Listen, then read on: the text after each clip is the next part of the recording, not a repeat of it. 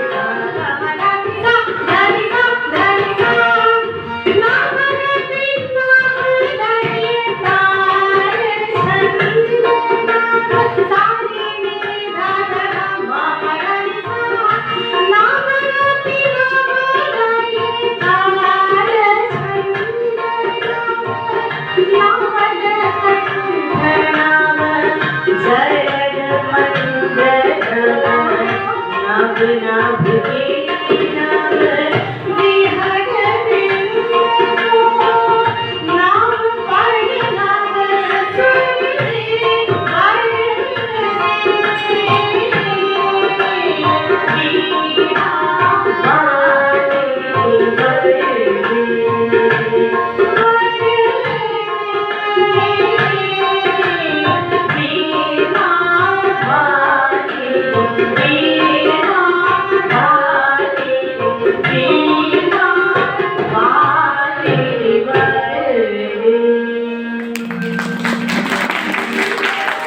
सुन मैं आशा करती हूँ क्योंकि साउंड सिस्टम कैसा है आपको सुन के समझ में आ गया होगा, लेकिन अच्छा लगे इसका प्रयास रहेगा कि जो कुछ भी मैंने अपने गुरुओं से थोड़ा बहुत सीखा है और अभी भी सीख रही हूँ वो आप तक पहुँचाती रहूँ।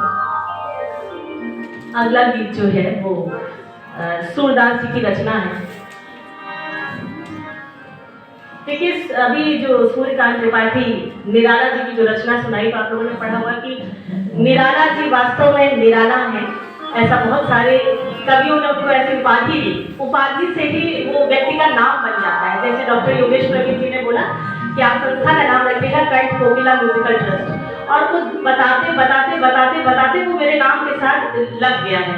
वो कोई ऐसी उपाधि नहीं है, लेकिन एक बार लगाते लगाते वो कंठ कोकिला म्यूजिकल ट्रस्ट से मुझे जितने लोग जानते हैं शायद उतने लोग प्रियंका पांडे नाम से लखनऊ में नहीं जानते हैं। तो इस तरीके से उपाधि मिलती है। और अब सूरदास जी के बारे में, तो सूरदास को कहते हैं कि सूर्य कहे जाते थे। ऐसी रचनाएं उन्होंने बंद आंखों से की, लोग कहते हैं कि खुली आंखों से कोई क्या करेगा, और कृष्ण जी के अनन्य भक्त रहे। तो उनकी रचना भी आप लोगों ने, क्योंकि ये बहुत सुप्रसिद्ध रचनाएं मिलाई है जो हर बच्चे को पता हो, और नहीं पता है तो पता होना चाहिए। देखिए रामकृष्ण को हम भगवान मानते हैं, भगवान की तरह पूजते हैं, लेकिन मुझे पता है कि ये विद्यालय है, यहाँ हर वर्ग हर धर्म के बच्चे होंगे। तो मैं ये कहती हूँ कि हो सकता है आप भगवान ना मानते हो, लेकिन एक बार इन्हें भगवान क्यों मानते हैं इस चीज को जानने के लिए, क्योंकि आप पढ़ रहे हैं। और शिक्षा का मतलब सिर्फ नौकरी के लिए शिक्षित होना नहीं है। शिक्षा का मतलब यह है कि समाज में जो हो रहा है वो क्या सही है और क्या गलत है, इसकी रूह तक हमें जाना है। हमें हर उस चीज को पढ़ना है जिसमें लोगों ने हमें भ्रमित कर रखा है कि ये भगवान कैसे हो सकते हैं, ये महान कैसे हो सकते हैं, ये ऐसे कैसे। तो उन व्यक्तित्व की हम जीवनी इसीलिए पढ़ते हैं, हमें शुरू से जीवनी पढ़ने की आदत डलाई जाती है।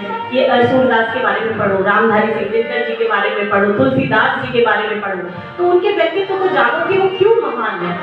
और हम बच्चे ही देश का भविष्य, आप बच्चे ही देश का भविष्य है। इन्हीं में से कोई सूरदास जैसा निकलेगा, इन्हीं में से कोई तुलसीदास बनेगा, इन्हीं में से कोई महादेवी वर्मा बन सकता है, इन्हीं में से कोई शानिया मिर्जा जैसा बन सकता है, आप ही में से कोई लता मंगेशकर हो सकता है। तो आप ही सब देश का भविष्य है। हर चीज को आप पढ़िए, क्या सही है क्या गलत है। आप आदर्श तो मान ही सकते हैं, नहीं भगवान मानेंगे तो आदर्श तो मानेंगे ही ना, अगर आप प्रभावित होते हैं तो किसी की कही हुई बात पे आप कभी अपने दिमाग को मत ले जाइए कि नहीं घर में ऐसा बताया गया है या पंडित जी ने ऐसा बताया है तो यही सही है। क्यों सही है? आप पढ़ने निकले हैं तो क्यों सही है ये जानना बहुत जरूरी है। मौलवी जी ने ऐसा बता दिया तो यही सही, नहीं वो नहीं सही। आप जब तक आपका मन नहीं कहता कि ये सही है, आज देखिए मतदान के लिए हम एकत्रित हुए, यही चीज है। कौन सही है ये हम बताएंगे, कितनी पावर है हमारे हाथ में, संविधान में भी है। और संविधान सब बात है, पहले हमसे ये देश है। ये हर व्यक्ति के, हर बच्चे के मन में ये भावना होनी चाहिए कि ये देश हमसे है। तो आप आस पड़ोस में 18+ जो भी लोग हैं उनको आप कहिए कि नहीं वोट आप दीजिए, आपको जो सही लगता है आप उसको वोट दीजिए, ठीक है। तो मतदान की बात बीच बीच में हम करते रहेंगे, फिर मतदान पे भी एक गीत हमारा होगा। अभी रचना है जसोदा हरि पालने झुलावे। कृष्ण जी बाल रूप में है, माता जसोदा कितने भाव से उनको पालना झुला रहे हैं। देखिए कैसी रचना ये सूरदास जी ने की है।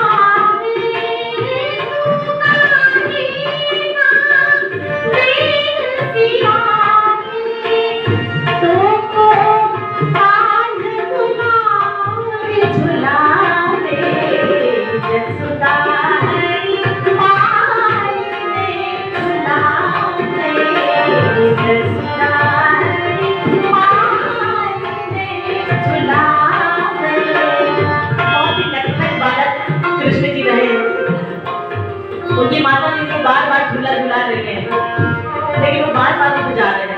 तो यशोदा जी कहती है कि मेरे लाल को आओ निदरिया काहे ना आज सुबह में तो वो कान बुला जसुदा हरि पाले में।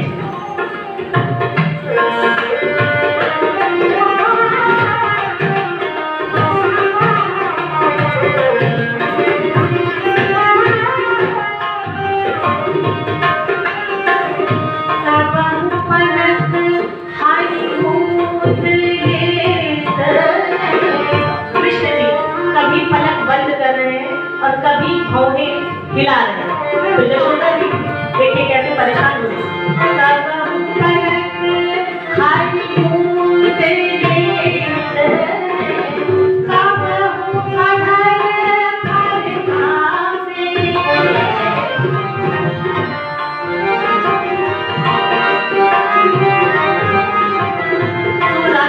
रचना को किया है। और देखिए काबहू पलक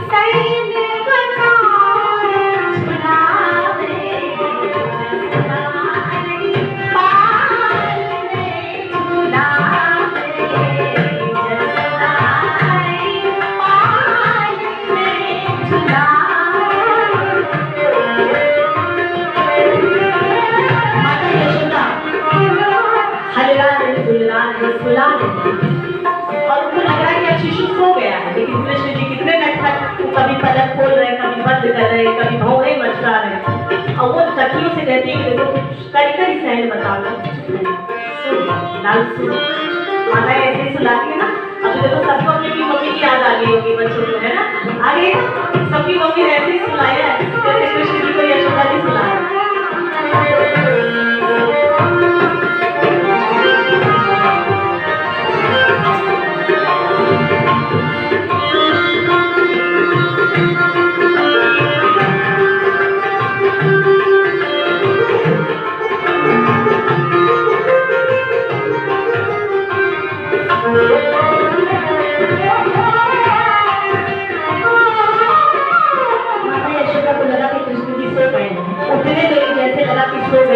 चलो कुछ काम कर लेते हैं।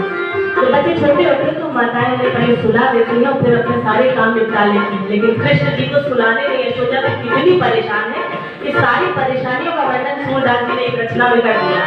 जैसे सुला के निकली तब तक देखिए क्या होता है।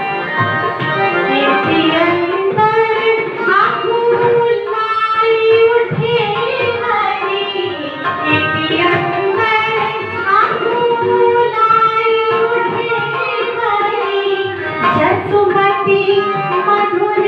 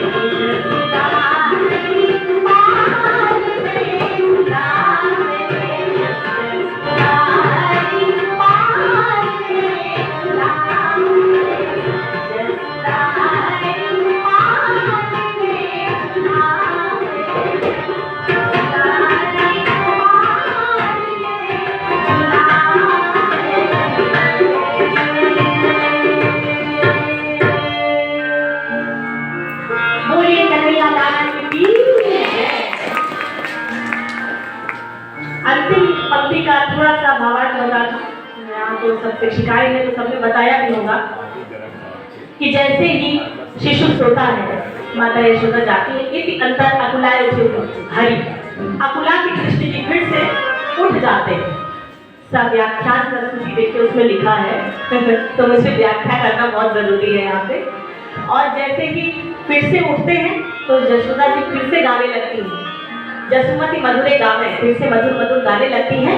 और सूरदास जी कहते हैं कि जो सुख सूर अमर मुनि दुर्लभ, बड़े बड़े ऋषि मुनियों को जो दृश्य देखने को दुर्लभ है वो नंद भामिनी जी ऐसे ही पा रहे हैं और उससे परेशान हो रहे हैं। तो बोलिए कन्हैया लाल की जय।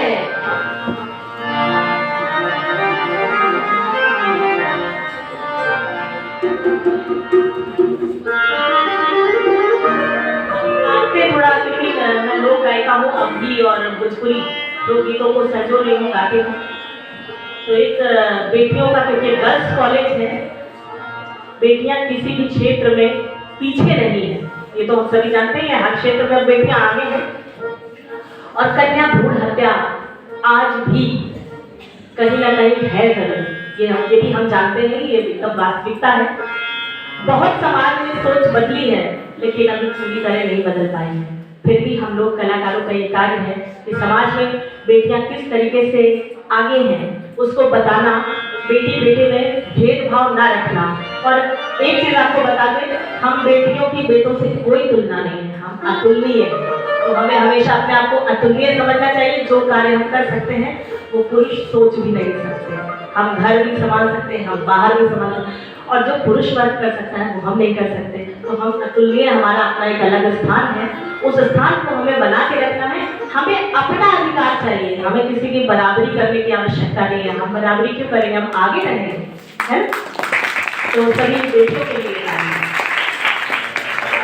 शब्द है, आपन बिटिया के लागे न नजरिया, काला ढिठौना लगावे महतारी। एक परिवार ऐसा है जो बिटिया का जन्म हुआ है और काला ढिठौना अवधि में बोलते हैं, काजल का ऐसे लिया और यहाँ पे लगाया, या माताएं यहाँ पे लगाती हैं बुरी नजर से बचाने के लिए। तो पहले तो लड़कों पे नजर लगती थी, लेकिन अब बेटियों को भी देखे कैसे नजर लग रही है।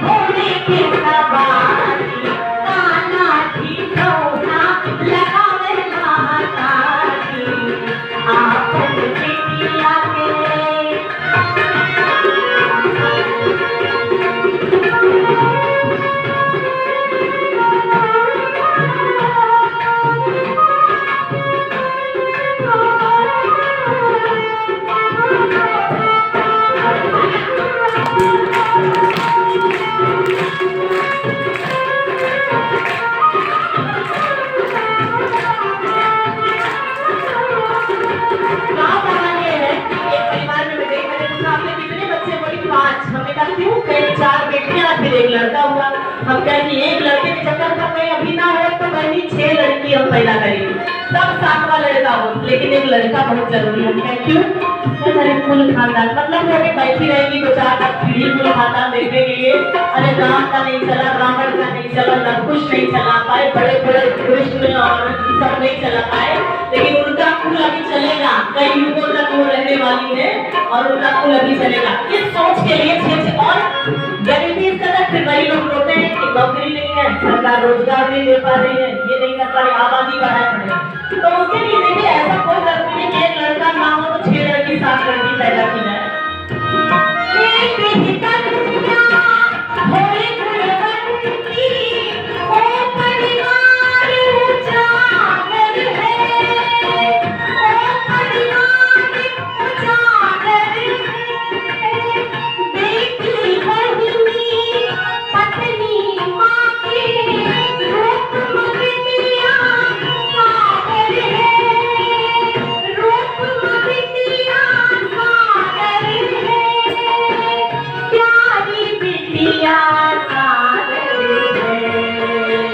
इनका कोई कम ना समझो, इनका कोई कम ना समझो, पीते हुए रही सबके भारी, काला भी तो काला खाए समाचारी, आप दुनिया के। बहुत अच्छा लग रहा है कि आप लोगों को इसका समझ में आया, पसंद आ रही है।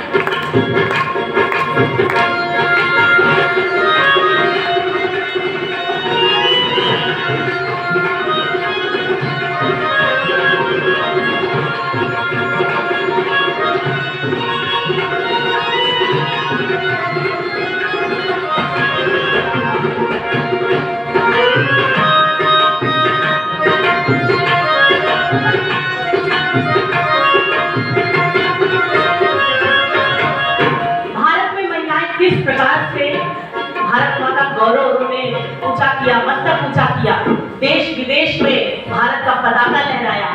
सरोजिनी नारी को कल्पना चावला बजेंद्री कांवर, शानिया मिर्जा हर एक क्षेत्र में पहुंची है, भारत का नाम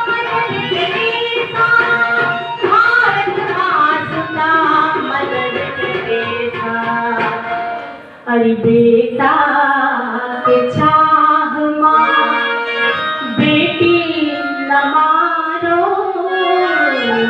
आज मैं तो एक गीत यहाँ से गा के चली जाऊंगी, लेकिन ये बात आप समझाएंगे, जिस क्षेत्र में रहते हैं, जिस गांव में रहते हैं, जहां भी रहते हैं, आप समझाएंगे। अरे बेटा के चाह मां अरे बेटी न मारो, सारी दुनिया इन पे है बारी, बेटा के चाह मां बेटी न मारो, बेटा के चाह मां बेटी न मारो, सारी दुनिया इन पे है बारी, काला भी थोड़ा लगाओ महातारी, संस्कारन से सवारो महातारी, विद्या का पढ़ाओ महातारी, बचपन ज्ञान रचाओ महातारी, काला ढिढोरा लगाओ महातारी, काला ढिढोरा लगाओ महातारी, काला ढिढोरा लगाओ महातारी।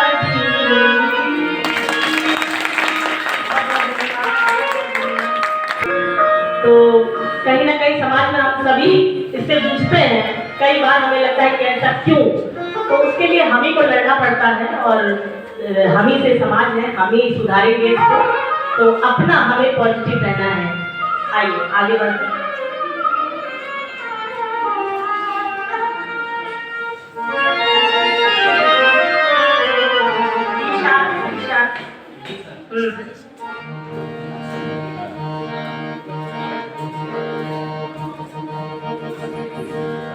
शिक्षा क्यों जरूरी है, ये भी लोकगीत के माध्यम से हम समझेंगे, ये भी रचना आपको अच्छी लगेगी। शिक्षा क्यों जरूरी है? पहले बेटे फिर एक बेटा हुआ या दो बेटा हुआ, तो उसमें से किसी एक को पढ़ाया जाता है। बहुत बहुत धन्यवाद भैया, यही हम मानना चाहते हैं। ये होता था कि ये पढ़ लिख के क्या करेगी, इसको तो शादी कर देना है, पढ़ाई घर चली जाएगी, फिर घर के वही काम करना, झाड़ू पोछा चौका करना, तो पढ़ के क्या करेगी। लेकिन बेटा को पढ़ाना है, क्योंकि ये विदेश जाएगा, नौकरी करना। विदेश का मतलब दिल्ली मुंबई सब, परदेश में गानों में लोकगीतों में परदेश का मतलब दिल्ली, दिल्ली से दूर कुछ नहीं। आपने सुना होगा ना, अब वही दिल्ली दूर बड़ी है, वो कौन सा गाना है, नदिया के पार फिल्म में है, तो दिल्ली सबसे दूर दिल्ली होती है।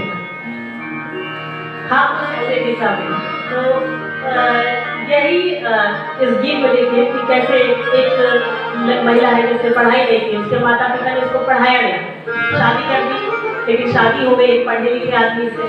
तो जब वो शादी करके वापस लौट के आई अपने मायके, तो सखियों ने घेरा और पूछा कि कैसी है तुम्हारी ससुराल, तुम्हारे पति कैसे हैं। तो वो बड़ी खुशी खुशी बता रहे हैं उसकी ससुराल में, मतलब वो ये देखिए इस गीत में कि उसको लोगों ने बेइज्जत किया एक तरीके से, कुछ भी कहा, लेकिन पढ़ी लिखी नहीं तो समझे कैसे, अंग्रेजी में कुछ सुना दिया, उसके पति ने उसको कह दिया, लेकिन अब उसके आत्मसम्मान को कोई ठेस नहीं पहुंचने वाला, तो उसको तो समझने ही नहीं आया। लेकिन क्या क्या कहा वो सखियों को बता रही है। कहा सखी बलम अंग्रेजी माँ बोले, कहा सखी आपन बताई बलम अंग्रेजी माँ बोले, कहा सखी आपन बताई बलम अंग्रेजी माँ बोले।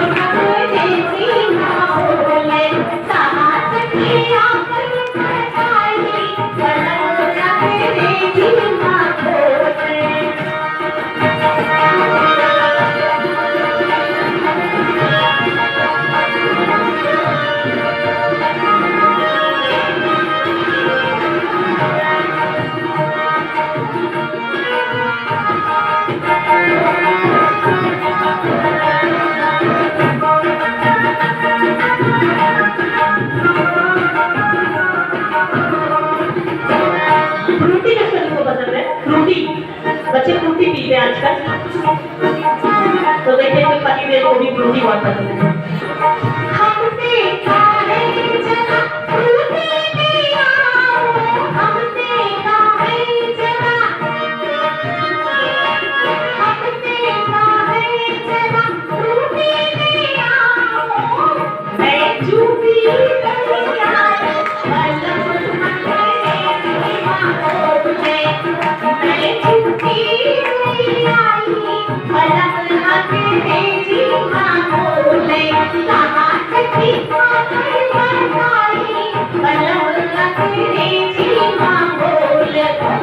इसका पति अंग्रेजी बोलता है और उसको समझ में नहीं आता है, कोई तो पढ़ा लिखा है।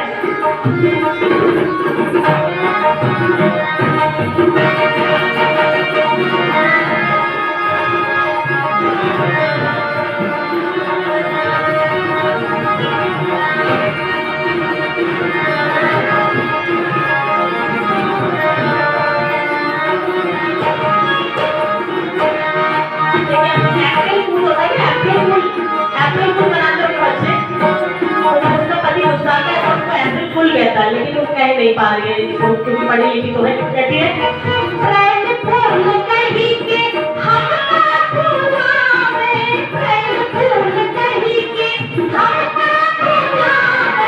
लेकिन महारानी को अप्रैल फूल पता और सबको वो गुस्सा है, तो कह रही है उनको लगता मेरी तारीफ हुई है,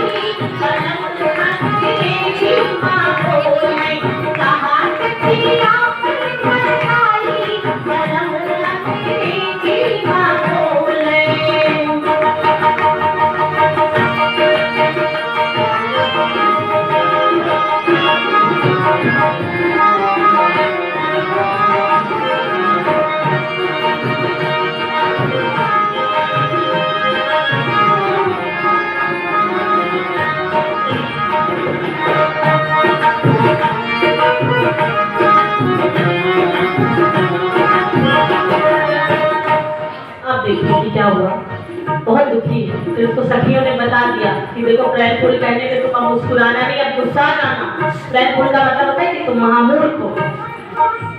तब वो दुखी हो जाती है और फिर क्या कहती है, तुम्हारी बात हमने लगा हमसे कहिए, तुम्हारी बात हमने लगा हमसे कहिए, काहे ना हम पढ़ाई बदल गए माँ बोले, काहे ना हम पढ़ाई बदल गए माँ बोले, कहा सखी खाकर पढ़ाई बदल अंग्रेजी माँ बोले, कहा सखी खाकर पढ़ाई बदल अंग्रेजी माँ बोले, बदल अंग्रेजी माँ बोले, बदल अंग्रेजी माँ बोले।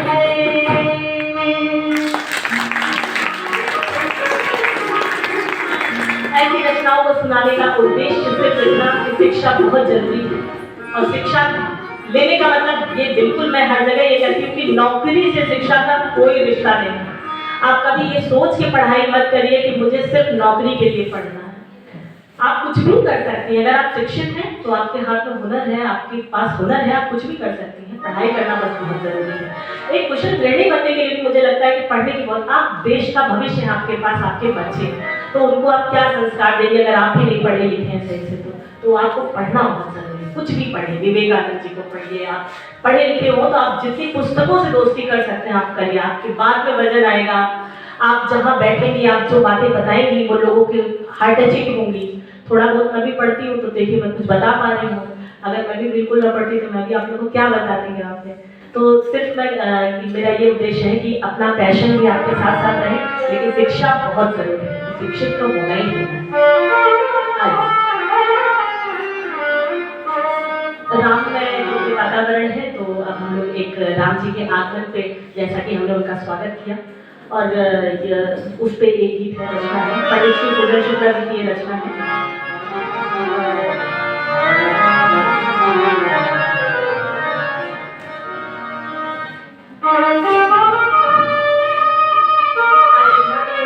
राजा राम थे, राम है, राम रहेंगे। हमने कभी इस बात को स्वीकारा ही नहीं कि अयोध्या के राजा राम अभी नहीं है।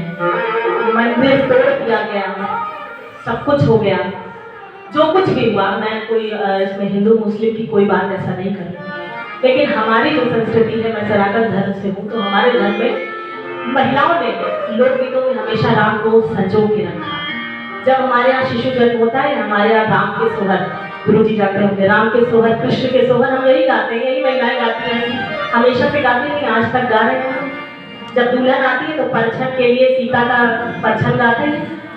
जब रात में विवाह होता है तो जनक जी वाला कन्यादान गीत गाते हैं हम लोग। तो ऐसे गीतों को गा गा के हमने राम को, लोक गीतों का बहुत बड़ा योगदान है, राम को राम अभी तक बनाए रखते हैं। अगर ये लोकगीत ना होते तो शायद हम लोग की राम जी से बहुत दूरी बन चुकी होती।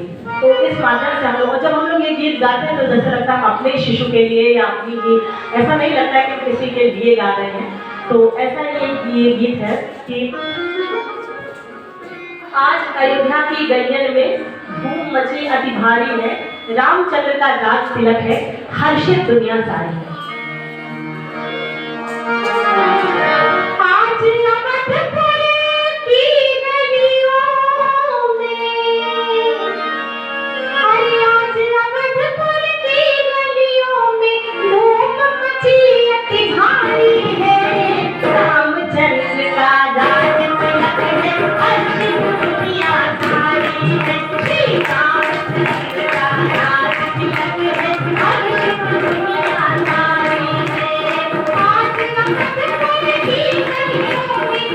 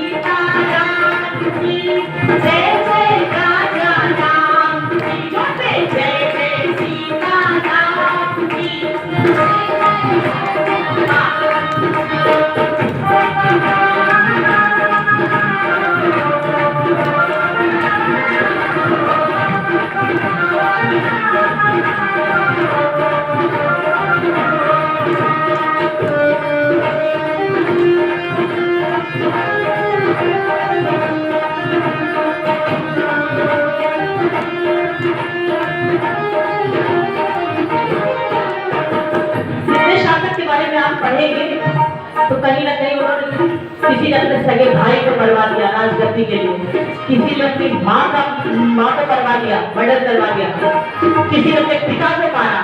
आप पढ़िए, इतिहास पढ़िए, पढ़ते होंगे आप लोग। मैं नाम किसी का नहीं लूंगी, मैं अभी नाम और उदाहरण के साथ बताना। राजगद्दी के लिए भाई भाई का नहीं हुआ, बाप बेटे का नहीं हुआ, बेटा बाप का नहीं हुआ, लेकिन हमारे राजा राम इतने महान क्यों, ऐसे आदर्श क्यों, तब तक गद्दी में नहीं बैठे जब तक एक भी व्यक्ति रुष्ट था। कैकेयी माता ने जब तक नहीं चाहा गद्दी में नहीं बैठे। जब सबने कह दिया कि नहीं, हमारे राजा राम सब खुश रहेंगे तभी मैं गद्दी पे बैठूंगा।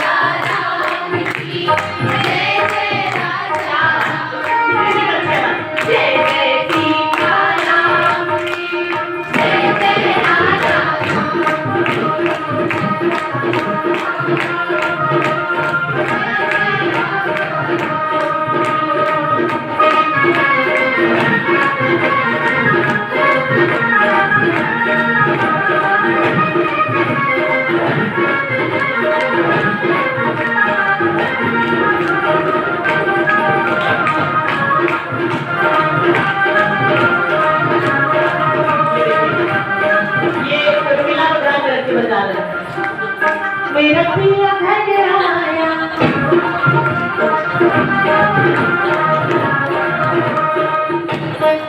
जब प्रभु ने सिंहासन संभाले तो हमें किस बात की चिंता। साक्षात राजा राम ही हमारे राजा हैं। नारद की वीणा बाजी और शंकर माधव हो बोला, शंकर माधव हो बोला, राज भवन की शोभावती ब्रह्मादि काली मन डोला, ब्रह्मादि काली मन डोला, कोटि देव निहारे नभ से कितने कोटि देवता है हमें आपको बताएगा? 33। वाह यार, बहुत अच्छी शिक्षा। कोटि देव निहारे नभ से, कोटि देव निहारे नभ से, शोभा कैसी न्यारी है, रामचंद्र का राज तिलक है, हर्षित दुनिया सारी है, प्रभु रामचंद्र का।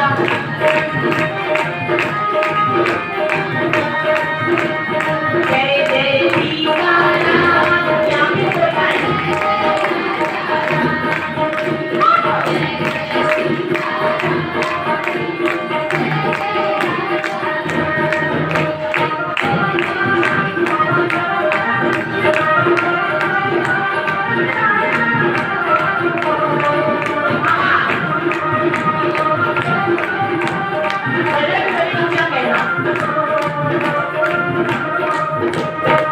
क्या देखिए माता सरयू कितने दिन से प्रतीक्षा वही जा रहे हैं, लेकिन आज खुशी से देखिए सरयू की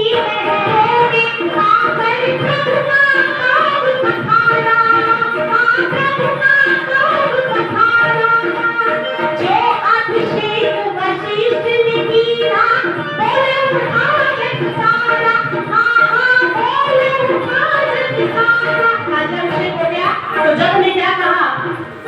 जय जय जय श्री रामचंद्र हरि, जय जय जय श्री रामचंद्र हरि, जय जय जनक दुलारी रे रामचंद्र राजा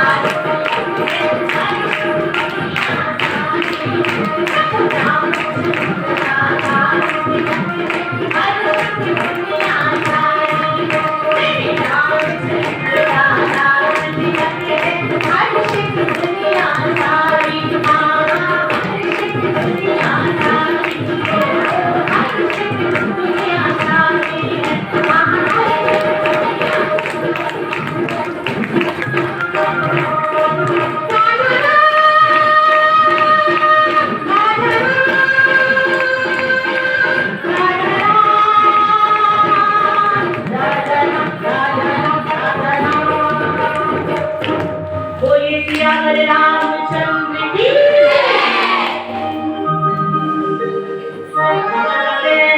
आज के मुद्दे पे मतदान दिवस।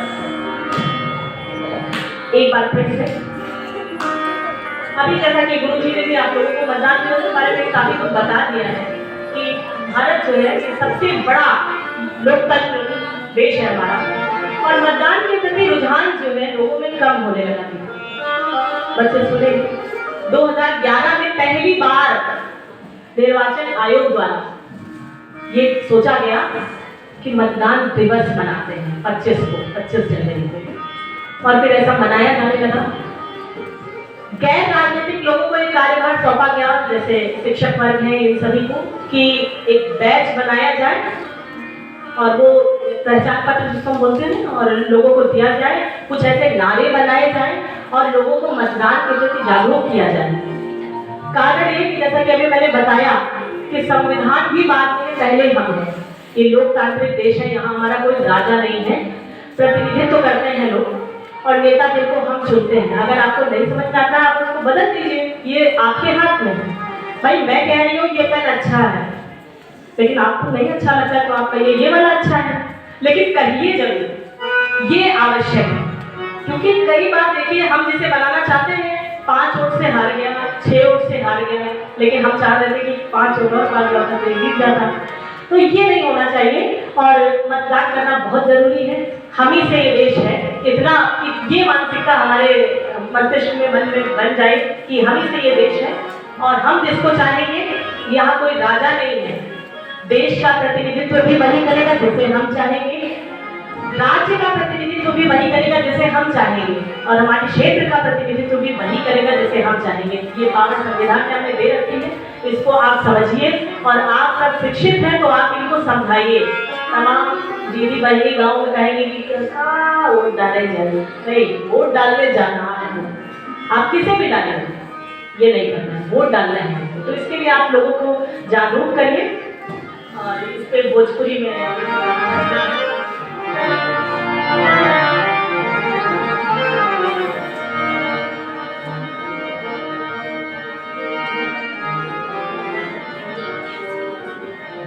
भैया जगला के हमें दरकार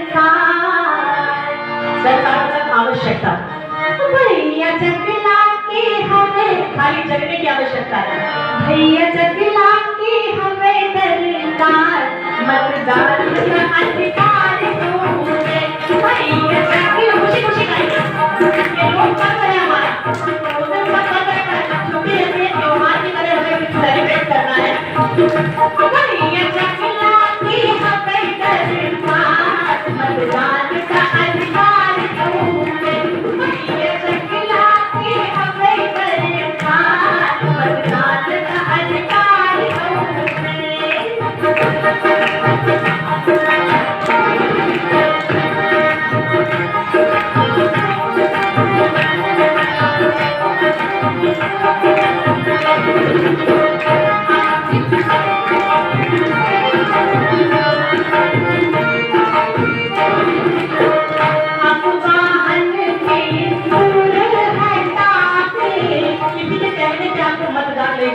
आप मम्मी के कहने पर भी मतदान मत करिए, आप पापा के कहने पर भी मतदान मत करिए, आपको जो सही लगता है, जो आपके क्षेत्र का विकास कर सकता है, जो आपके समाज का विकास कर सकता है, जो बेटियों बहनों को सुरक्षा दे सकता है, जो राष्ट्र का विकास कर सकता है, जो राष्ट्र का प्रतिनिधित्व विदेशों में अच्छा कर सकता है, उसे मत देना है अपना। आपको किसी के कहने पे मत नहीं देना है, किसी धर्म पे जातिवादी होकर भी हमें मतदान नहीं करना है कि हम ब्राह्मण है, ब्राह्मण खड़ा हुआ ब्राह्मण को नहीं, हम ठाकुर है ठाकुर नहीं।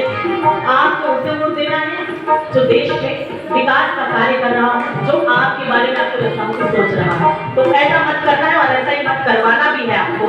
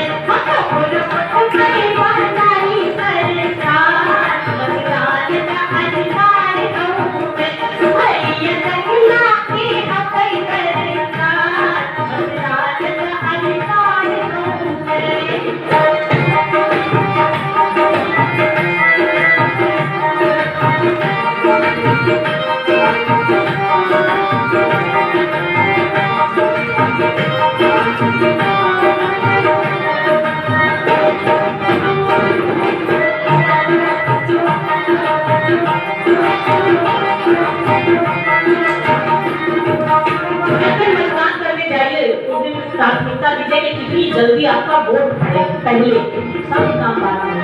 हो सके कि का नाश्ता भी थोड़ा लेट हो जाए तो कोई बात नहीं। हाँ, अगर कोई घर में पेशेंट है, बीपी थायराइड शुगर, तो पहले उसको नाश्ता करा के उसकी मेडिसिन दिला के फिर मतदान करवाइए। तो मतदान सभी का करवाइए, किसी भी प्रकार से ले जाइए, लेकिन मतदान करवाइए।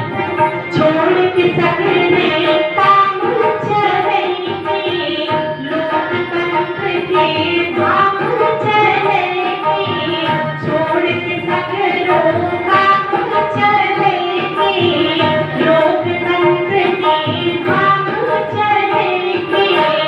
जैसे होती परब गुलजार, आपके जाने से ये पर्व गुलजार होगा। जैसे होती परब गुलजार, मतदान का अधिकार हमें सकलेगा हमें सरकार, मतदान का अधिकार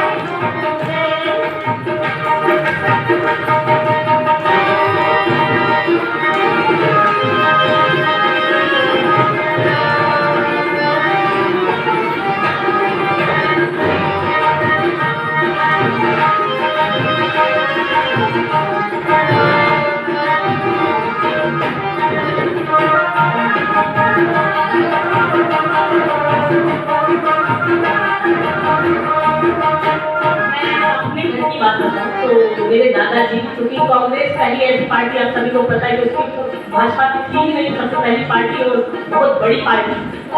तो मेरे दादाजी कांग्रेसी और मेरे पिताजी भाजपा को वोट देते थे। हमेशा से ये चलता है। तो एक घर में ही जरूरी है कि सबके मत एक हो, मतदान करना है, चुपचाप जाना है आपको। मेरे पिताजी आके घर में दादाजी पूछते थे क्या वोट दिया भैया, तो कहते पापा कहते थे अरे कांग्रेस को दिया है, लेकिन उन्होंने अपने जीवन में कभी कांग्रेस को वोट नहीं दिया। और मेरे दादाजी ने कभी भाजपा को वोट नहीं दिया। तो ये हर मेरे ही घर का है, हर घर में ये होना चाहिए। मैं तो ये मानती हूँ कि होना चाहिए। मम्मी के कहने वोट थोड़ी देना है आपको। शिक्षा का मतलब ही यही है, आपको जो समझ में आए, जो आपको सही लगे वो सही।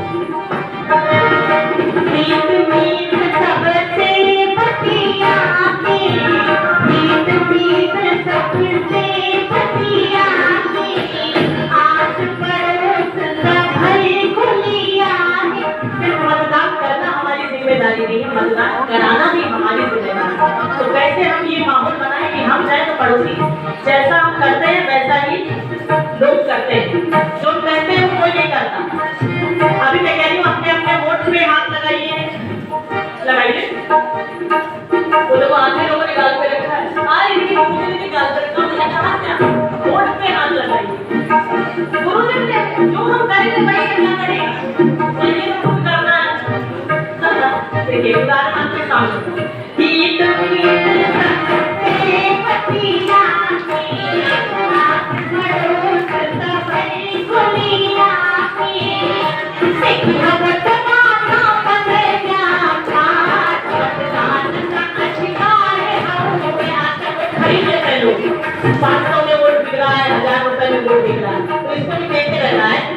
देखी हम वहाँ पर मेरा प्यार मदकार अधिकार होते ये जख्मी का हमें सरकार मदकार अधिकार होते मदकार अधिकार होते मदकार अधिकार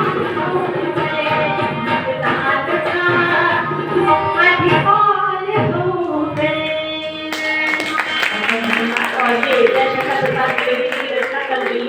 रहते हैं और डीलिट की मानद उपाधि भी आपको प्राप्त है। उन्होंने मुझे ये रचना भेजा और मुझे छोटी बहन कहते हैं बोला कि कल आप इसको करिएगा और मुझे वीडियो भेजिएगा। तो वीडियो बन रही है, मुझे दे दीजिएगा। कल गणतंत्र दिवस है। क्या मुझे कोई बच्चा बताएगा गणतंत्र दिवस क्यों मनाते हैं? सभी बता रहे हैं। कोई एक बच्चा बताए, कौन बता सकता है? उस दिन संविधान लागू हुआ था हमारा, इसलिए मनाते हैं। 26 जनवरी को क्यों संविधान लागू किया गया था, कोई ये बताएगा? आप तुम नहीं बताओगे। 26 जनवरी को क्यों संविधान लागू किया गया, कोई बता पाएगा? है कोई? कोई नहीं। ये बताया नहीं गया या जानने की कोशिश नहीं की या टीचर्स बता रहे थे तो आप लोग बात कर रहे थे? क्योंकि मेरे भी समय में जब मैं आप लोग के एज में थी तो बहुत कुछ टीचर्स तो कुछ छोड़ते नहीं है, सब कुछ पढ़ाते हैं, लेकिन हम बच्चों का कहाँ मन लगने वाला है। हम लोग सोच रहे हैं क्या फालतू की चीज़ है, क्या करेंगे इसको पढ़ के। हाँ, वही चीज़ फिर पढ़नी पड़ रही। क्यों? आप लोगों को बताने के लिए। तो बहुत ध्यान से अपने टीचर्स की बात बहुत ध्यान से सुनिए। जो कुछ भी वो क्लास में बता रहे हैं एक एक चीज़ आपके काम आने वाली है।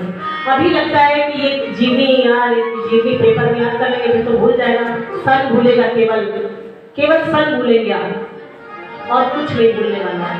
बहुत कुछ सीखने को मिलेगा आपको। ऐसे ही नहीं कोर्स में जीवनी है हमारी।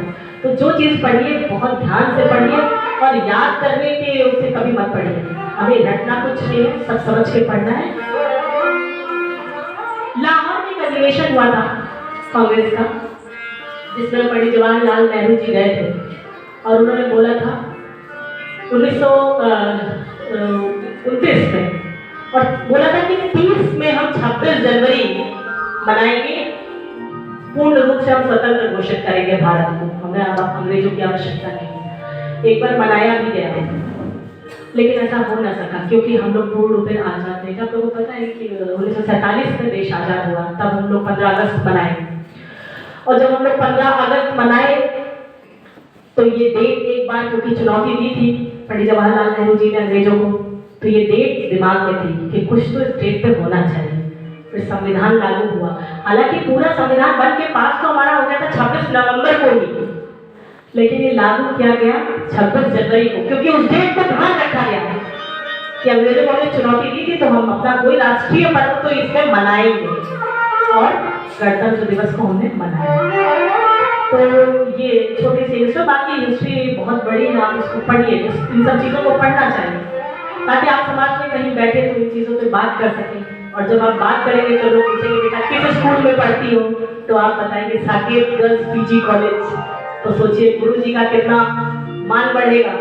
तो इस तरीके से शिक्षा जो होनी चाहिए वो ऐसी होनी चाहिए, थोड़ी डीप होनी चाहिए, थोड़ी डीप होनी चाहिए। नंबर लाने में उससे कभी मत पढ़िए। मैंने कभी 10 में 5, 10 में 4 नंबर भी हमने देखे हैं। ऐसा नहीं है कि 10 में 10 ही हमने हमेशा पाए। तो कोई ज़रूरी नहीं कि हर सब्जेक्ट में आप फुल मार्क्स पाएँ, लेकिन कुछ सब्जेक्ट अपने ऐसे रखिए जिनमें आप थोड़ा सा डीप स्टडी रखिए, जिससे आप कहीं बात कर सकें। आइए, एक रचना है रामधारी सिंह दिनकर जी, पद्म सम्मान से सम्मानित किए गए रामधारी सिंह दिनकर जी। आप लोग इनकी रचनाएं पढ़िए, इनके बारे में भी पढ़िएगा। कलम आज उनकी जय बोल, किनकी जय बोल कोई बताए? ये रचना तो पढ़ी होगी सबने। उनकी जय बोल जिनके अदम्य साहस से, प्रचंड शौर्य से, त्याग से, बलिदान से आज ये आज़ादी का सुखद वातावरण हम देख रहे हैं। अपने घर में हम चैन से सो रहे हैं। और बहुत से, क्या आप जानते कि भगत सिंह और कुछ जो गिने चुने नाम हैं आपको पता है, कुछ नाम ऐसे भी हैं जो पता ही नहीं है। कितनी प्रताड़नाएं उन्होंने सही, तो उन्होंने इसमें जो ये लाइन लिखी है कि अंधा चकाचौंध का मारा क्या जाने इतिहास बेचारा, इतिहास को उन्होंने इस तरीके से लिखा है। मुझे ये रचना बहुत हार्ट टचिंग लगी, इसलिए मैं आप लोगों के सामने इसको प्रस्तुत कर रही हूँ। और साक्षी है उनकी महिमा के, यानी केवल उनकी महिमा के साक्षी है तो कौन? भूगोल खगोल ऐसा लिखा है, भू क्या है इसमें लिखा हुआ है, देखिए बहुत ही मार्मिक है। जी जी बहुत मार्मिक है।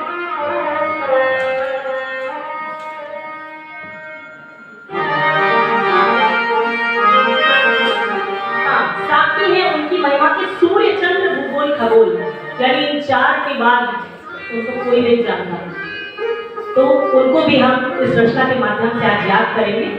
चलिए